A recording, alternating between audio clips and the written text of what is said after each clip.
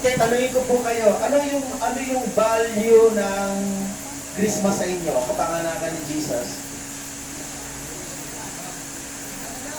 Ah, joy to the world ba? Nakakaawit pa kayo ng joy to the world? Alam ko, medyo mahirap ang sitwasyon ninyo, nasa loob po kayo. Pero hindi naman magtatagal, lalayanin kayo eh. Amen? Huwag ninyong hayaan na magtagal dyan. Magtagal man kayo, pero paglaya ninyo, sikapin ninyo na Merry ang Christmas ninyo sa paglaya ninyo. Amen? Marami na po kaming nabalitaan na nakarating pa nga sa Muntinlupa, nakalaya na. Kayo, dito na naman kayo eh. So huwag po kayong mag-alala.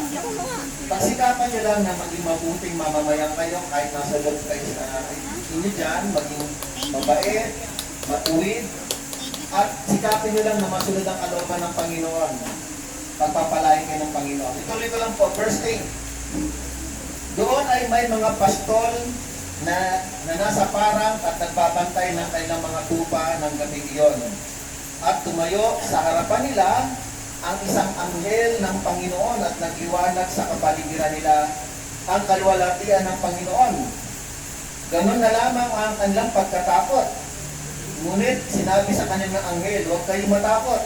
Ako'y may dalang magandang balita para sa inyo na magdudulot ng malaking kagalakan sa lahat ng tao.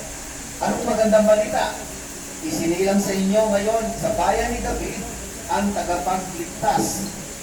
Ang Kristo ang Panginoon. So tatlong titulo po ito ni Jesus, mga kapatid. Tatlong title ni Jesus, mga kapatid. Tagapagligtas, Kristo, at ano yung pangatlo? Ano yung pangatlo? Narinig nyo? Tagapagligtas, ang Kristo at ang Panginoon. Okay?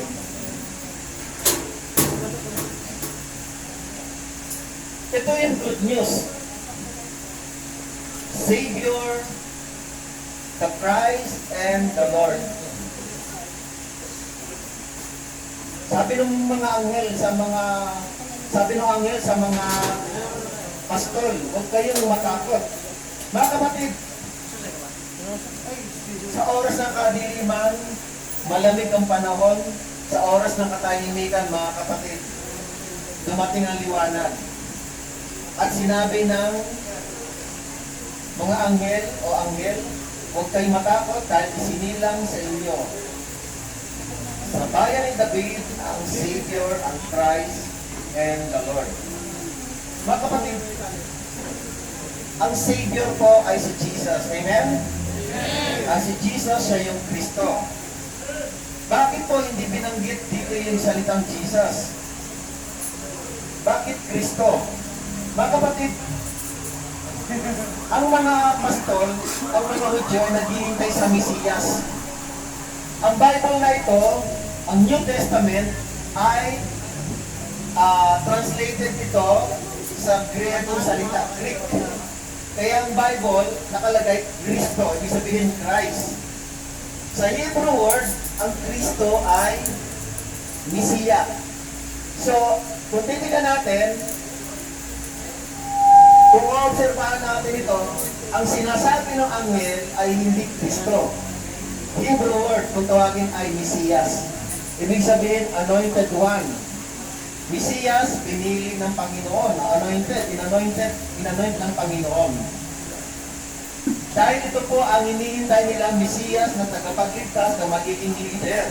According kay Daniel chapter 9, verse 25. Yung Mesiyas daw ay darating.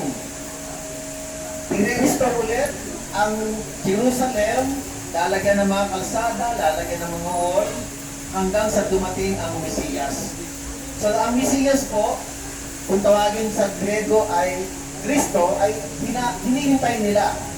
Kaya ito yung sinasabi ng anghel na dumating na ang tagapagligtas, ang Kristo at ang Panginoon. Verse 12, ito ang inyong palatandaan. Matatagpuan ninyo ang isang sanggol na nababalot ng lampin at nakaiga sa isang saksaban. Mga kapatid, madaling makita. Yung Kristo, madali makita. Saan daw siya matatagpuan? Sa sapsaban. Okay. Nababalot ng lampin at nakaiga sa isang sapsaban. Madali siya matagpuan. Bakit po? Dahil wala pong magulang na ipanganganak ang kanyang anak sa sapsaban. Meron po ba? Meron po ba na ipanganganak ninyo, anak ninyo sa sapsaban? Ayaw din po ni Maria to at ni Jose. Kaya lang wala silang choice dahil wala nga ang pwesto. Walang lugar na pwede silang tumuloy sa tinatawag na bahay panuluyan. Pero that's plan, ang plano talaga nila ay hindi talaga ipanganganak sa sapsaban. Kaya ngayon, madali matagpuan ng Panginoong Yesus. Anong palatandaan? Makikita sa sapsaban. Dahil nga wala nang taong panganganak. Walang taong nag-aangat. Ang magulang na nag-aangat ang kanyang anak ay panganak sa sapsaban. Okay? Verse 13. Biglang lumitaw kasama ng anghel at isang malaking hukbo ng mga anghel sa kalangitan. Sila'y nagpupuri sa Diyos at umaawit. Ano ang inaawit? Verse 14. Papuri sa Diyos sa kaitaasan at sa lupa ay kapayapaan sa mga taong hinalulugdan niya. Actually, ang ganda ng lyrics, mga kapatid. Papuri sa Diyos sa kaitaasan at sa lupa ay kapayapaan sa mga taong hinalulugdan niya. Di ba inaawit ito? Papuri sa Diyos. Di ba inaawit ito? Mga kapatid, malaking hukbo ng mga anghel ang dumating galing sa kalangitan. Nangaroling po sila sa mga pastol. Ulitin ko ha. Sila ay nangaroling sa mga pastol. Hindi naman nangaroling na humihingi ng aginaldo, kundi umawit sila ng papuri sa Diyos. Sila ay umawit ng papuri sa Diyos. Mga kapatid, bibihira po ang mga anghel, hukbo ng Panginoon na anghel na bababa para umawit. Sa Old Testament, kapag bumaba ang mga anghel, mayroong tabak ready for battle.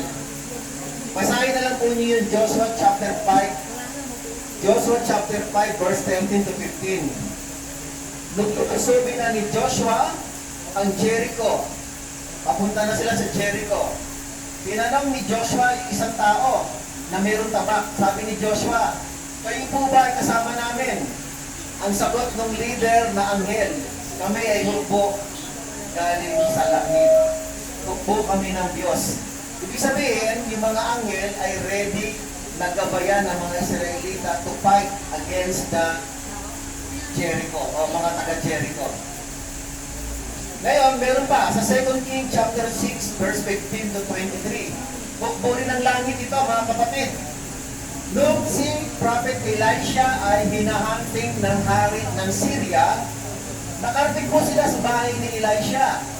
Sabi ni Gehazi, nakita niya, Panginoon, ang daming kalaban, patay tayo. Ang daming mga Syria nakapaligid sa bahay. So sabi ni Prophet Elisha, nanalangin siya. Nanalangin po. Sabi ni Prophet Elisha, Panginoon, ipikit mo po o kaya imulat niyo po ang mata ng alalay niya para makita niya yung hukbo ng Diyos.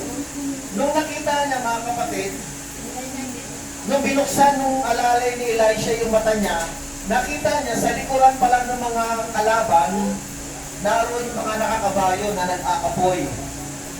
Nakakabayo, mga anghel ng Diyos, hukbo ng Diyos. Basahin na lang po ninyo.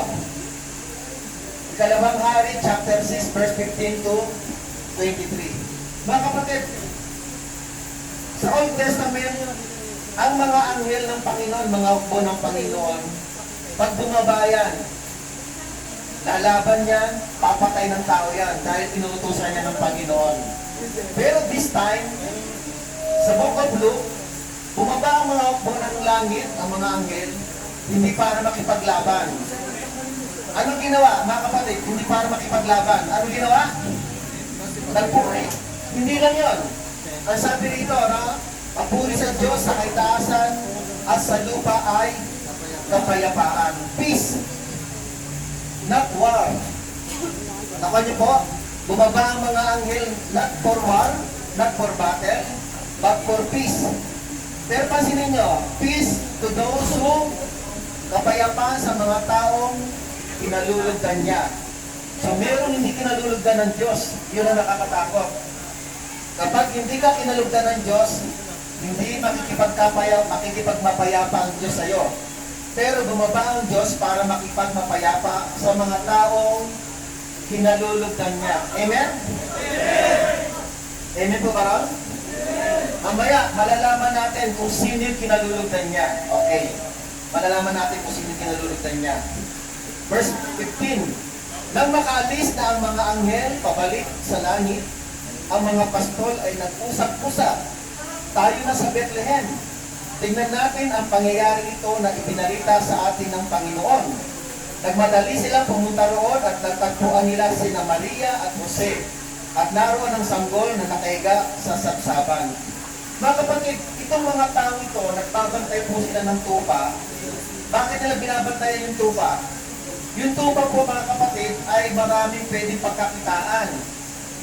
Ang tupa po ay pinanggagalingan ng wool, damit na panglamig. Ang tupa po ay pinanggagalingan ng gatas.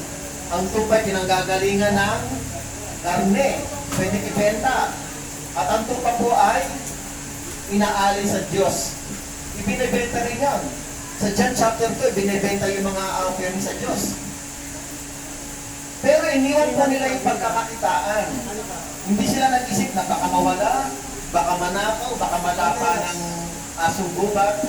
Iniwan nila po yung importanteng binabantayan nila. At anong ginawa? Anong ginawa? Nagmadali silang hanapin yung sanggol. Tama ba? Okay lang kayo? Sure kayo? Naintindihan nyo po ba? Nagmamadali silang hanapin yung sanggol. Bakit? Mayroong direksyon eh. Maliwanag. Sabsaban. Una-una yung sabsaban. Alam na mga pastor yun kung ano yung sabsaban. By the way, sabsaban po, yung lugar ng sabsaban, pwedeng nakalagay sa kuweba. Kaya pwedeng nakalagay ang sanggol sa bato na inukit. Pwede rin naman na gawa lang, ordinaryong gawa lang, isabsaban. Gawa sa kahoy. Okay, diretso lang natin. Nagmamadali sila, nakita nila si Maria at si Jose at naroon ang sanggol na nakahiga sa sabsaban. Verse 17. Nang makita ng mga pastol ang sanggol, sinalaysay nila ang sinabi ng anghel tungkol dito. Namangha ang lahat ng nakarinig sa sinabi ng mga pastol. So namangha ang lahat sa sinasabi ng mga anghel, kinukwento ng mga pastol. Tinandaan ni Maria ang mga bagay nito at ito'y kanyang pinagbulay-bulayan. Mga kapatid, yung salita ba ng Panginoon, pag nakakadinig kayo, halimbawa kayo, nakakadinig kayo, pinagbubulay-bulayan niyo ba yun? Pinag-iisipan niyo ba yan? Kung ano yung pwede niyong gawin? Kapag nababasa niyo ba ang Biblia, nagme-meditate po ba kayo? Importante po yun. Verse 20. Umalis ang mga pastol na nagpupuri sa Diyos at nagpapahayag ng kanyang kadakilaan dahil sa lahat ng narinig nila at nakita ayon sa sinabi sa kanila ng anghel.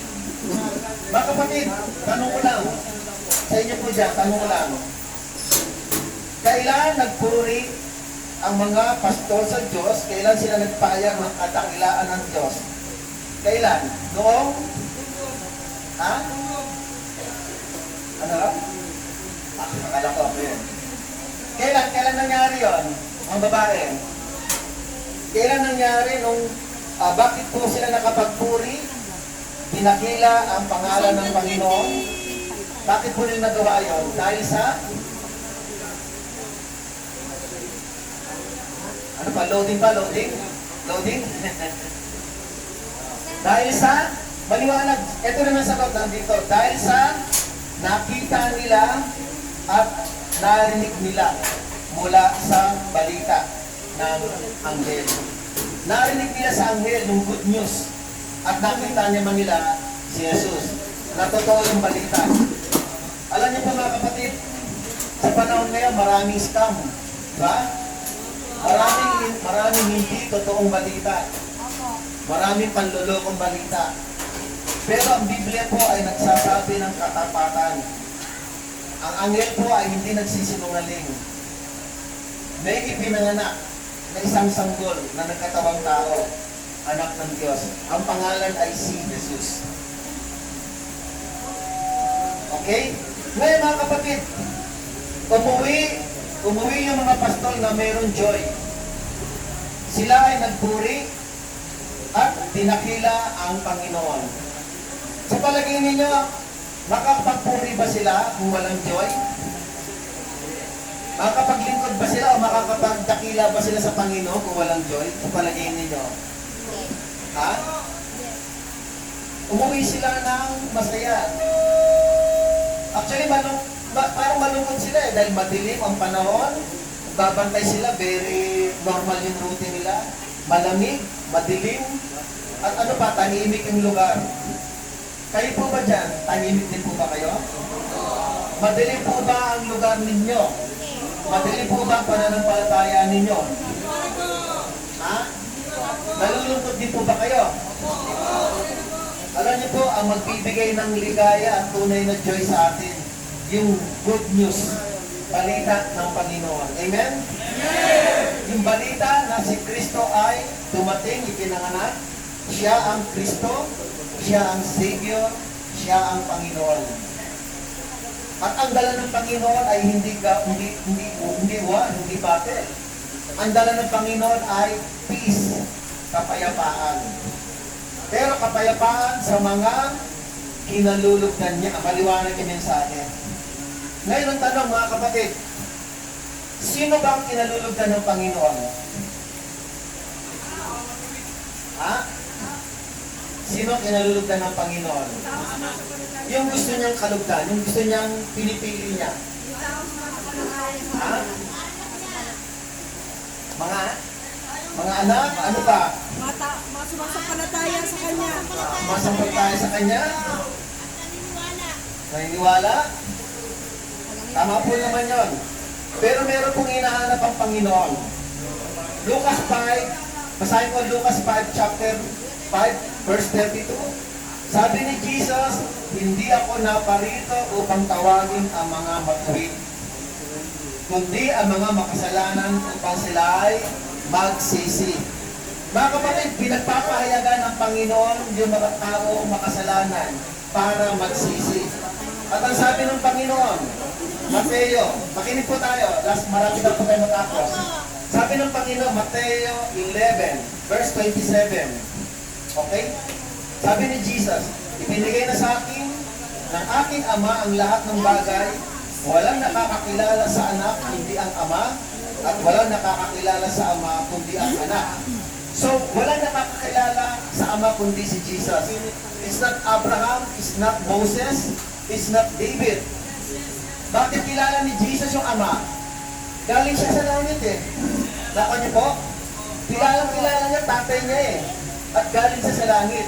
At wala'y nakakakilala sa anak, kundi ang Ama. Bakit? Kasi nga, anak niya si Jesus, kaya kilala niya eh. Ngayon, hindi lang po yun. Ang sabi ni Jesus, tugtungan ko lang po. Wala nakakakilala sa Ama, kundi ang anak. At ang mga pinili ng anak na pagpapahayagan niya. Ulitin ko po.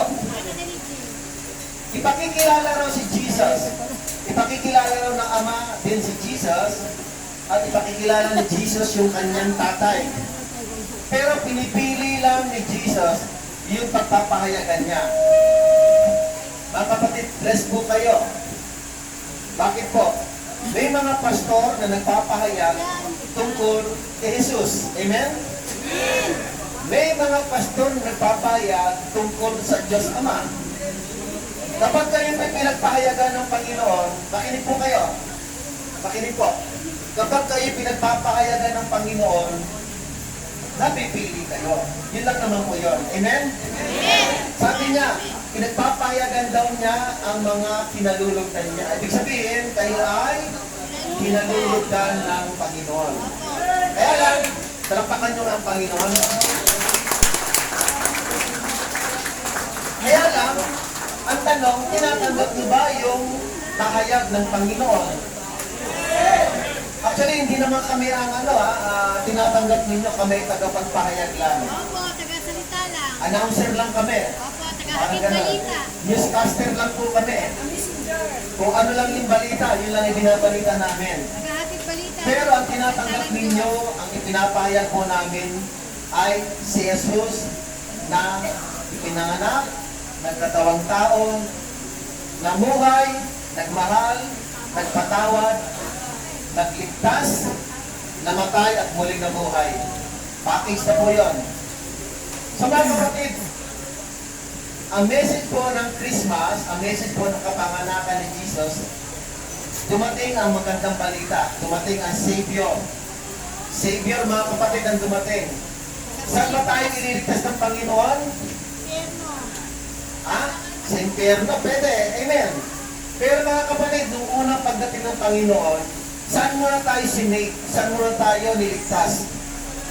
Basahin natin to, Basahin natin to.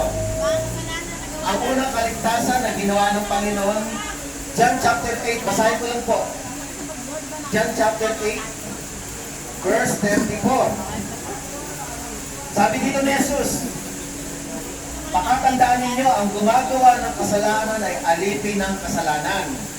Ang alipin ay hindi kabilang sa pamilya sa habang panahon. Subalit ang anak ay kabilang magpakailanman. Verse 36, kung ang anak ang magpalaya sa inyo, kayo nga'y magiging tunay na malaya. So nililigtas ng Panginoon ang tao sa pagkakaalipin sa kasalanan. Amen? Yun ang unang kaligtasan ng tao. Ililigtas tayo sa pagiging alipin ng kasalanan. Yun ang unang kaligtasan ng Panginoon. Hindi ka agad impyerno. Una, tatanggalin muna ng Panginoon yung ating mga kasalanan na nahango ng mana kay Eva at saka kay Adan. Dahil doon, kumalat, lumaki, at sumagaan ang kasalanan. At ang sabi ng Panginoon, ang sino mang nagkakasala ay alipin ng kasalanan. At sabi ng Panginoon, if the Son set you free, and the Lord will set you free indeed. Kayo po ay palalayain ng Panginoon. Dahil siya po ay pumunta rito hindi para mamasyal lang sa SM. Tama ba? Si Kristo ay pumunta rito hindi para lang mag-tour, mag-cruise. Siya ay pumunta sa lupa para magligtas. Kaya nga Savior siya. Siya ay Kristo. Siyang napili, siya ay anointed one, anak ng Diyos. At siya ay Panginoon. Mga kapatid, if you confess that Jesus is the Lord, you will be saved. Sabi rito sa Romans chapter 10, bago po tayo mag-closing. Romans chapter 10,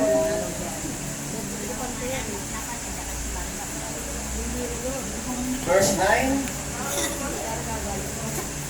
Sabi po dito, mga kapatid, kung ipahayag ng iyong bibig na si Jesus ay Panginoon, at buong puso kang sasampalataya na siya'y muling binuhay ng Diyos, maliligtas ka. So, Lord, if you declare Jesus is the Lord, and if you believe that He is risen from the dead, you will be saved. Amen po ba, no? Amen! So, sige po, palapakan niyo si Lord. Ang kaligtasan, palalayain sa kasalanan, pagkakaalipin. At gagawin natin siyang Panginoon. So Wednesday, sige po, purihin ng Panginoon. Ngayon, bago tayo sumapit sa closing prayer, magtatanong lang po ako. Gusto niyo po bang ma-meet?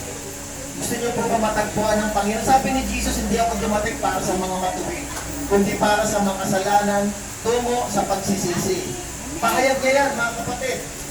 At ipinahayag niya na magkaroon tayo ng pagsisisi. Doon lamang sa gusto magsisi, tatanungin ko po kayo, bago po tayo mag-closing prayer, gusto niyo po bang magsisi sa kasalanan? Inaamin niyo po ba nagkasala kayo? Amen! Yun ang mahalaga. Yun ang mahalaga. Inaamin natin na nagkasala tayo. Alam niyo po si Kristo po nung nakapako sa krus, may dalawang kriminal, kaliwat kanan. Sabi ng isang kriminal, Kung tunay kang Diyos, iligtas mo sarili mo at isama mo kami. Nagalit yung isang kriminal. Sabi nung isang kriminal, huwag mong lapastanganin ng Panginoon. Tayo nararapat lang dito na nakapako sa krus, ngunit ang tao ito ay walang kasalanan. Sabi niya, taong ito walang kasalanan. Sabi ng isang kriminal, Panginoon, alalahanin mo ako kapag naghari ka na. Alam mo, sabi ni Jesus, ngayon din, ipagsasama kita sa paraiso. Alam niyo mga kapatid, ano ang saan natuwa ang Panginoong Jesus? Natuwa ang Panginoong Jesus dahil inamin niya yung kanyang kasalanan. Pastor. Sabi niya, narito tayo, dararapat lang, pero ang taong ito, walang kasalanan. At pangalawa, dineclare niya si Jesus bilang hari. Sabi niya, kapag naghari ka na, alalahanin mo ako. At pangatlo, ano? Kinilala niya si Jesus na righteous, walang kasalanan. Una, inamin niya na siya nagkasala. Pangalawa, Sinabi niya sa proclaim niya si Jesus na hari at kinilala si Jesus na walang kasalanan, righteous. Yung tatlong bagay na yon ay sapat na para ang kanyang kaluluwa ay dalhin ng Panginoon sa buhay na walang hanggan. Amen? Amen! Kaya maganda po yung sinabi ninyo, inaamin nyo, nagkasala kayo. So ngayon, mananalangin ako. Amen po ba? Amen! Sige po, let's pray. Sa lahat ng gustong tumanggap, tanggapin si Jesus bilang Panginoon, magsisisi muna tayo. Amen? Amen! Sige po, pigit natin mata natin.